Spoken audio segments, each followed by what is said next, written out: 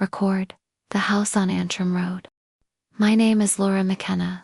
I used to think my story began the night I closed my eyes years ago. Turns out it started much earlier, when someone buried something in the house's floor. Even so, I'll choose the winter of 1986 to tell the beginning, when coal smoke sank onto the rooftops and broken letter, neon-stitched skinny sentences above the town. Belfast is one of those cities that knows the sound of darkness best. Sirens pull you under, slogans creep off the walls straight into your eyes, and the back seats of black taxis carry a silence shaped like a fist. That year, trusting the sharp smell of mist, I moved into a small terraced house on Antrim Road. Later I understood I hadn't entered the house had taken me in. The man who handed me the key wore an English rain-beaten trench coat. His name, he said, was Mr. Whitmore. He spoke short and straight, like a symbol in the margin of a map. He never mentioned the house's past. We all skip things. That day I can claim I didn't see the cracked tile beneath the doormat, the weeping stair tread, or the rusty wire caught in the kitchen threshold. But I heard it, from the first night. A thin music leaked from the wardrobe backed against the wall, a whisper lifting the shell of sleep. The melody wasn't familiar, not because I couldn't remember it, but because it felt like a song I wouldn't hear until much later. A memory in progress. Before I moved, my mother told me on the phone, "Leave the BBC on. Houses spook you the first days." I turned on the radio. The news read out a line about something that had exploded in another neighborhood at midnight, and then, "The investigation is ongoing." In the 1980s, investigations were always ongoing. When I came back into the room, the whisper had slipped down the night seams. At sleep's edge, a breath like wind told me something waited behind the wardrobe. I didn't turn on the light. I thought I didn't want to see. Later I realized the light was simply too bright for the house's eyes.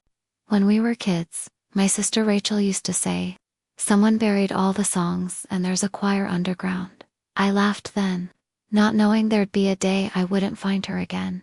Rachel disappeared in 1984. She left the house one morning and didn't return at night. Her picture got pasted everywhere under missing girl. On paper her eyes stayed clearer than mine. In this city, eyes are the only belongings the missing keep. I went down every street to look for her, but sometimes what we call a search is just a net thrown to catch something else. The stairs in the Antrim Road house sighed. A thin moan, like the memory of wood rather than a person. The first week a shadow waited in the bedroom doorway. Not smoke, not a human being. But it had the weight of a gaze, a child's face that never quite grew, a night that grew too fast. I watched it from the corner of my eye. Those who know what houses expect also know this. If you look straight on, they vanish. Keep them at your eye's edge and they become memory. In that slit of memory I whispered Rachel's name once. The house pulled the name back out of my mouth. Belfast mornings are narrow. Breakfast plates, plant pots wedged into window frames. The density of coal that drains your pocket as it runs out. I'd stop at the market on my walk to work. Garlic and oranges sat side by side on the tables, and the sellers' voices repeated like a chorus cut from a march. One afternoon, coming back from the market, something snagged my fingernail under the front threshold. Not metal, not wood, something in between. I checked the nail in the sill. The nail was firm, but the sound of the threshold was not in place. As if someone had hidden something there. Everyone hides, I told myself. This is a city of hiding. That evening the whispers returned. The inside of the wardrobe smelled like a closed box someone had been breathing into. Mothballs and damp. The paper backing behind it had bubbled here and there. When my nail caught it, I felt another pattern underneath the wallpaper. The house was dressed twice. Right then a musical phrase started again. 3 notes stepping 2 forward. 1 back. It was like a simple game Rachel and I played as kids, counting steps up the stairs, turning back on the 3rd, then counting again. 1, 2, back. The house had learned to count. As the words seeping under my sleep multiplied, the shadows I glimpsed while I sat at my desk in daylight multiplied too. The impression of a black coat at the edge of the page while I took notes. A thin track of dust left by a child's finger on the windowsill. The house was bending the corner of my vision with its own lines. One evening I stood in the kitchen doorway and whispered a sentence toward the stairs. "Rachel, are you here?" The house answered at the window. On the outside of the glass, rainwater slid into a curve that looked like raw. I finished it myself. Sometimes we want to hear even our own names from the world. I wrote my sister's name in the water outside the house. Soon the whispers found a schedule. Always the same hour, just before the news bulletin, as if the house waited for the country's agenda, and then opened its own. That thin sound behind the wardrobe swelled, a music box, a cheap tin song, a mechanism that stumbled now and then, as if wound by a child's hand. To find the source, I had to pull the wardrobe out. I gripped both sides. The scraping from underneath felt like uncovering a sore spot on the floor. When I stripped the wallpaper behind, I found a narrow incision that had been plastered over years ago. A blade had gone straight through there. Someone had slapped on plaster in a hurry. Don't let them touch this. As I pried up the edge, the house's breath changed. No wind, and still the curtain stirred. Something had opened. Out of the wall came a small box, an old music box with a tin lid. A darkened rose embossed on top. It was wrapped in dust the damp had turned into soil. I lifted the lid. Inside, the mechanism sat with a patience that had been waiting to be touched. I wound the key. The melody poured out in a child's voice that had aged in the wall for years. After the first two notes, something else shifted at the very bottom. A thin piece of paper, browned, folded and jammed inside the music box. My fingers went sooty when I took it out. Iron and time. 2 lines written in blood. The first a name, Ruth. The second, 2 words, under stairs. I didn't know Ruth, but in this city, unfamiliar names resemble familiar deaths. Under stairs meant 2 things for a house: sheltering and trapping. I held the paper up to the light. The blood had broken into different shades of brown, with the years no longer fresh, not truly old either. The smell of blood sometimes recalls whole days.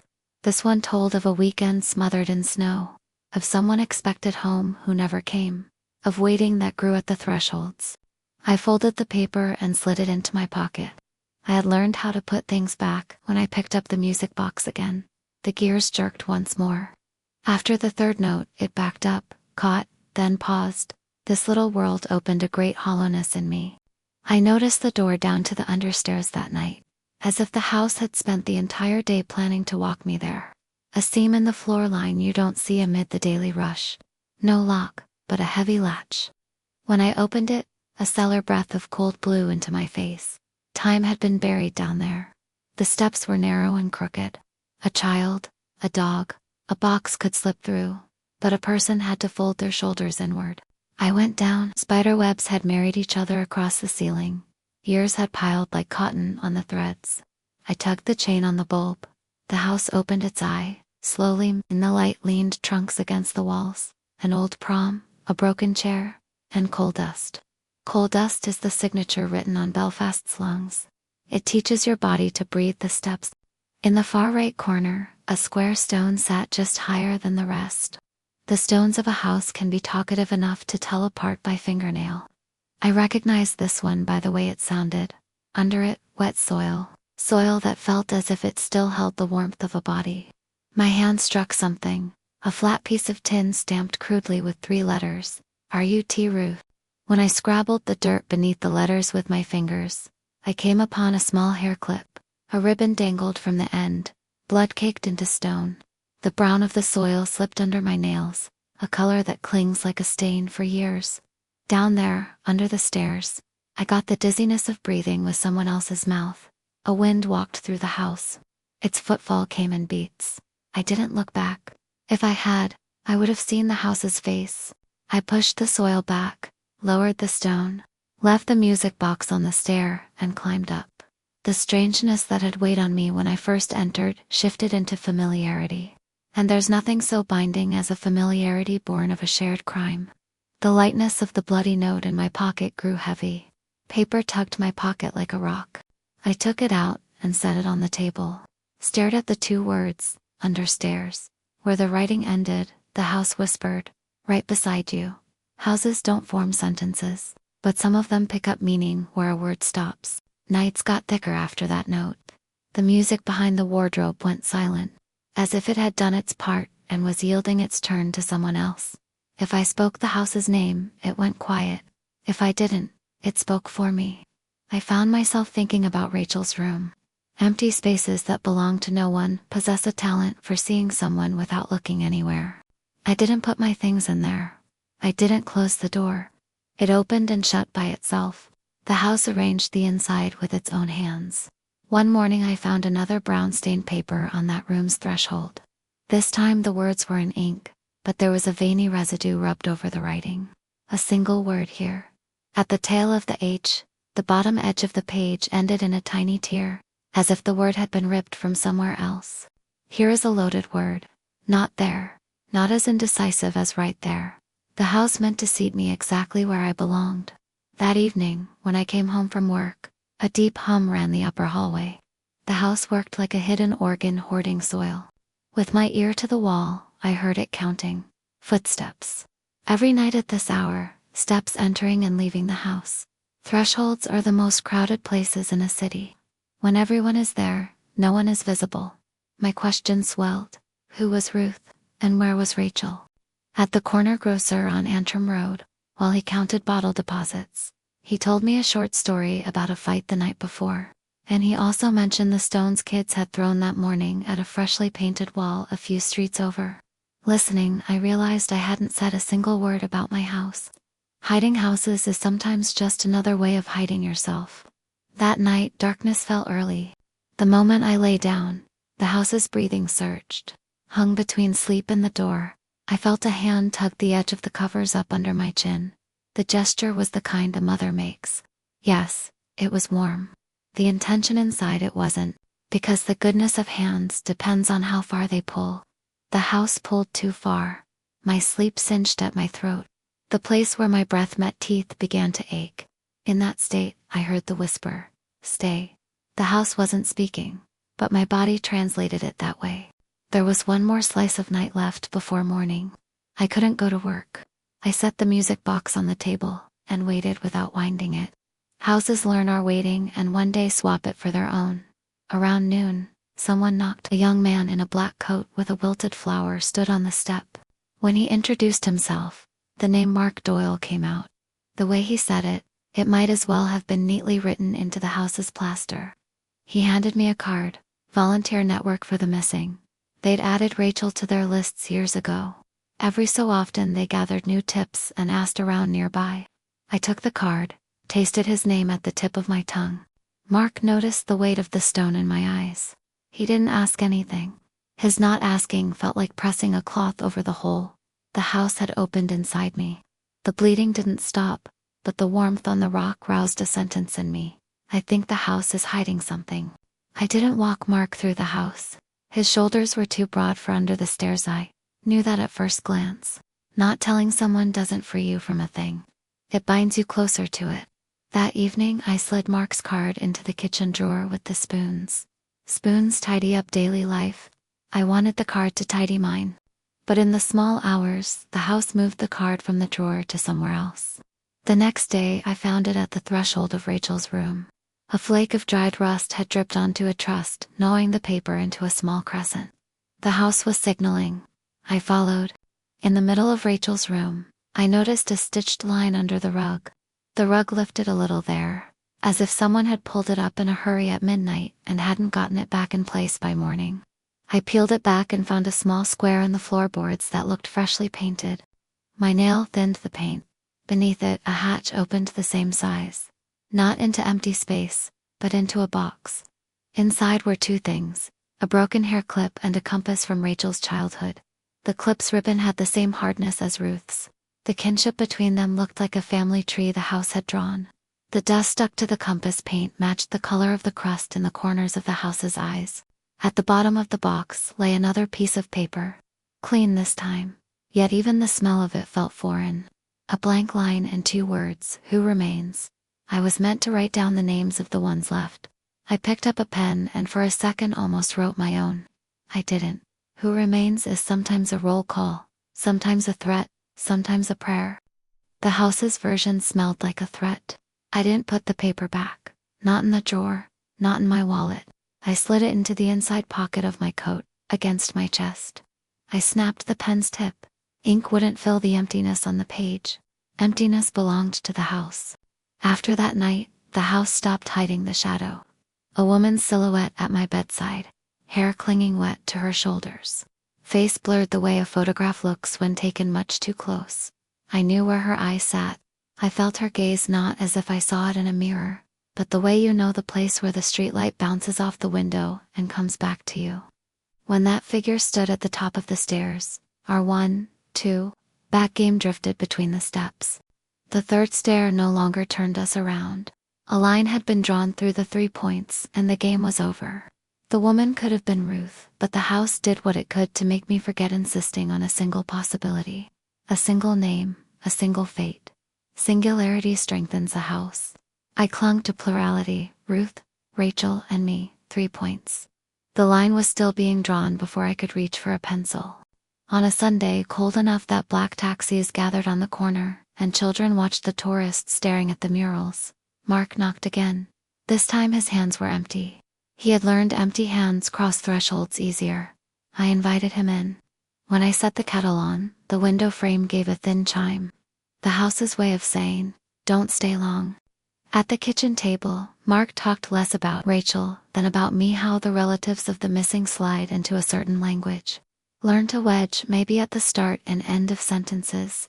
How the smoke hangs heavier above houses that never host an honest day's tiredness. As I listened, the house stretched a fine impatience across its walls. In the shadow of that impatience, I heard the understairs tap drip once. The sound cut Mark's sentence. He went quiet. The beat of a single drip can fall on the balance between 2 people and a house. You think it won't, it does. After Mark left, the house came back to itself. Can a house come and go? It can. I know because I've been exhausted by other houses too. That night I went down again to find the source of the drip. The pull chain stuck to my fingers. Damp had worked its way into all the house's organs. The tap dripped like a clenched throat. I set a small pan beneath it. In the pan the drops sounded like the low cousin of the music box. Listening, I saw a glint inside a rotten chest against the wall. I reached in glass, not metal. A small blue bead, the same kind Rachel wore in her hair as a child. When I closed it in my palm, the house's breath caught. As if I'd exposed the lowest lobe of its lung, it fluttered. That bead opened a door inside the house's emptiness. Behind the door, I heard Rachel's voice. I drew it out slowly, Laura. For the first time the house seemed to put the right name in the right mouth. For a week I traced the outline of a breathing body upstairs. Past midnight, the shadow behind the wall lifted her head, combed her hair, then closed her eyes. Without ever looking into a mirror, she performed a face's movements. This was a memory behaving like a ghost. When I cracked the curtain, the men moving below stretched long in the streetlight like ants. A distant siren fell and pulled inside whoever heard it. Belfast underlined the night. My house finished the sentence. At last I decided to go to the parish office, the church, and then the police archive. The name Ruth had been recorded at my address in 1979. 17, missing in a margin note. Last seen with her sister. Someone had blacked out the sister's name and written a different address over it with a newer pen. While I tried to learn who had crossed out that name, a clerk told me, "The archive isn't open. Closed archives hide a city's shame." When I stepped outside, the sky had changed without telling me. For the first time in all the years I'd searched for Rachel, I wasn't trying to find her name anywhere. I was trying to scrape it off. And if I was going to scrape, I had to start under the house. Houses give up their secrets according to your resolve. I took a shovel down under the stairs. The smell of earth grew heavy on my face like a past rushing back. I lifted the stone again. "Are you?" Tea greeted me like a door. I dug another layer of soil beneath the letters and pulled out a metal box. Not Tenevere, with a spring latch. Inside were 3 things: a lock of hair, a rusty cufflink, and a letter. No name on the envelope, but the salutation read, "Dear Mother." The slant of the handwriting ran the same direction as the small scratches in the plaster. The same hand. Ruth had written it. "There are voices in this house," she said. "They make me count the stairs. 1, 2, back. One day I may not come back." The ink of the last sentence had blood words pressed into water. The bottom of the envelope was smeared with a mud of blood. When I folded the letter up, my fingers shook. The house doesn't like trembling. It spoils the rhythm. The house fixed the rhythm at once. A weight flowed down from the room above. One of the ceiling joists drew itself in. The water in the pan splashed. The tap stopped dripping. The house had set the timing. The wheels of time fell perfectly into the teeth of the mechanism. That night, I saw Rachel. Not with my eyes through the door, a shadow moving through my own shadow. The height matched the day she disappeared. The house had found a way to fold time. When time creases, sentences wrinkle. I ran my finger over those wrinkles. Ruth, Rachel, Laura, 3 names, 3 creases. Mark's third visit came after an unexpected rain. I didn't want to bring the wet in when I opened the door, but the house likes rain. Carrying water inside softens its smell. When Mark stepped in, the house faded for a moment. His presence shortened the house's shadow.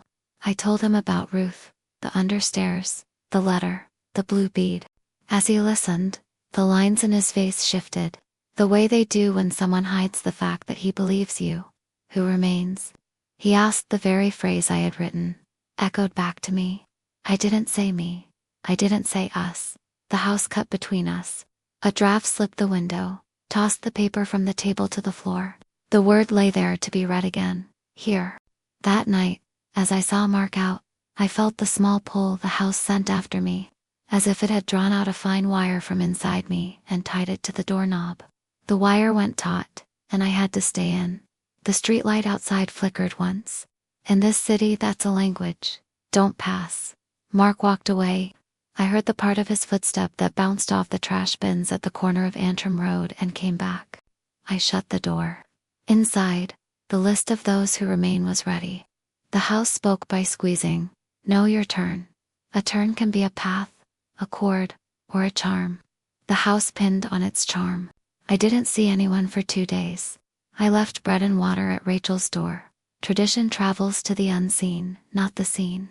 I didn't wind the music box. It wound itself twice. After the 3rd note, there was no turning back. That's when I understood. The game was done. The stair I would not return from stood right before me. Speaking of stairs, the notch I had felt with my fingertip on the 3rd stone had gotten deeper. As if someone else had touched that same spot often before me. A fingertip makes a wish. Houses swallow wishes. In the middle of the night, a fine dust sifted down from the line in the ceiling. Its smell was like a suitcase stashed in the attic at summer's end. Inside, a swimsuit never worn, a dress never tried on, a summer never lived. The house was erasing the border between upstairs and down. Once it was gone, Ruth's whisper merged into a single breath. 1, 2, 3, came out of my own mouth. I stepped on the stair. I went not down, but in. As I went, I smelled earth and wood and blood layered 3 ways. Smell is the older way to tell a story. I trusted it and kept going. The square stone under the stairs had shifted. I lifted it. This time the space beneath was wider. The house seemed to have opened a hollow fit to my body.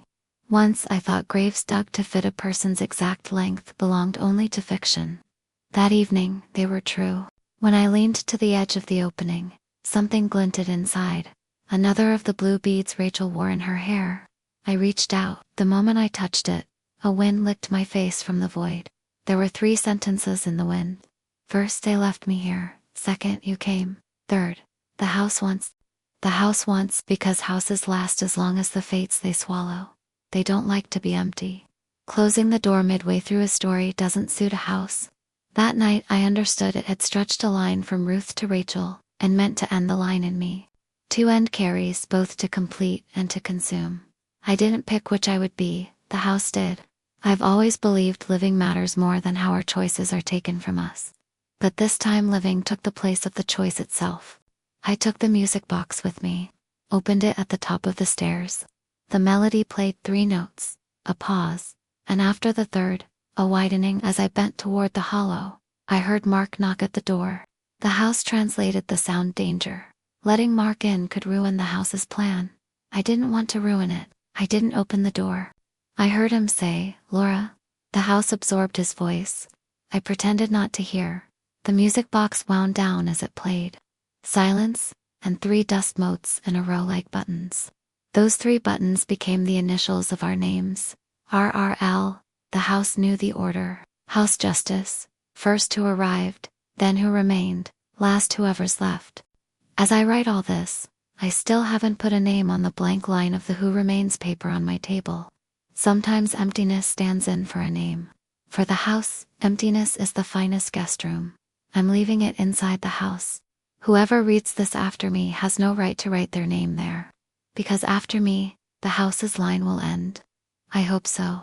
Hope, in this city, is like skin tone different on every person, the same on every house. Now I'm on the 3rd stair. The cracks in the ceiling above me have multiplied like the white in my mother's hair. I lift my head, the house's eyes stare from the split in the plaster. They look like Ruth's carry a piece of Rachel's.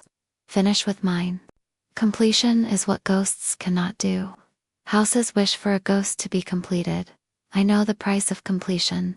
The price is a body. Stay, the house says. This time I'm the one who speaks the word. I'm staying. Mark knocks once more. The metal of the knocker sounds like the stone below. I know he's thinking, Laura, open up. Thoughts sometimes have voices. Sometimes houses voice them. I won't open, because if the house wants one more, it will choose Mark. To keep it from choosing him, I offer myself. This isn't heroism. Heroism gets written on walls. My name wouldn't sit pretty on a wall. This is my attempt to give the house what it wants and close the line. Maybe it will work. Maybe the blank on who remains will remain blank. I wind the music box once more. The gear catches a short silence after the 3rd note, then a little click. That click is the hush after the lid shuts. I close it. The music sinks into the house. The hollow under the stairs is waiting for me. Hollows are like arms, they know how to hold. The air thickens above me. Thick air calls sleep into a shirt. I'm sleepy. Houses and dreams are crueler than real ones. But in dreams cruelty turns pure as a bedtime story. At the end of the story, someone has to stay. I stayed. If one day you pass along Antrim Road and see this house with its shutters open, its curtains drawn, the door slightly ajar, know that no one lives inside. A name moves through it, Ruth, another thinner, Rachel, and a 3rd, now drawing down its light, Laura. 3 names, set to 3 notes. You may not hear the music box. The mechanism isn't always audible, but you'll see a notch on the 3rd stair. Don't touch it. If you do, the game begins. 1, 2, back. And sometimes it's far too late to turn back. Mark never told me he loved me. I didn't tell him either. In this city, the sentence I love you gets broken moving through the conflicts. We left be careful in its place. I couldn't be careful with him, not with myself either. But I bent to Rachel and Ruth with the kind of attention the house demanded. Some would call it madness, others mourning. I call it closure. Shutting the cover on a story left open knowing the letters are still trembling inside. Sister, if you somehow read this, if that's even possible, know that I heard your voice. I found your blue bee. I read your letter, Ruth. I put all your names in my pocket like stones. Now my pocket isn't heavy, because I don't have a pocket anymore. Houses don't have pockets. Every part of a house is a palm. A palm is warm and dark. I'm laying my head into that dark. I'm getting sleepy. No one will ask my name. Houses don't forget the names of those they take in, but they don't say them either. You say it outside for me, say Laura. When you walk the street, look at the Antrim Road sign. Notice where the green paint has peeled. When you pass a door, pause for a heartbeat. Keep it brief. Houses dislike long stares, then walk on. Belfast mornings are narrow, but the days are long. Those who have daylight don't need the night explained to them. The night explains itself. I draw a line at the edge of the paper. Under it I write a single word, finished. In the language of houses, that means remains. Few can tell the difference. Being few is tiring. Tiredness is a good blanket. I pull it over me. The music has stopped. The house takes a breath. I slide through the notch in the third stair. 1, 2, back. And this time, there really is no back. Laura McKenna, Antrim Road, 1986-87. Thank you for listening. Be sure to like this video and subscribe to the channel so you don't miss our next story.